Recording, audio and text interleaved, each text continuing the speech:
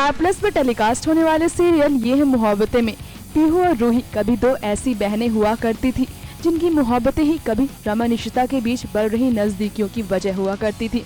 जितना प्यार पीहू रूही को दिया करती थी उतना ही प्यार रूही भी पीहू को दिया करती थी। मगर अब तो ऐसा लगता है इन दो बहनों की जोड़ी को लगने वाली है किसी की नजर।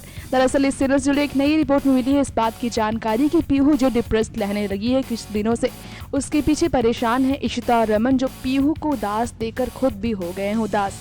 वैसे तो रूही के एमएमएस ड्रामे ने पहले से ही भल्ला हाउस में तमाशा खड़ा कर रखा है, लेकिन इस मुसीबत का हल निकला नहीं कि एक और नई मुसीबत सामने आ गई है पीहू रूही को लेकर।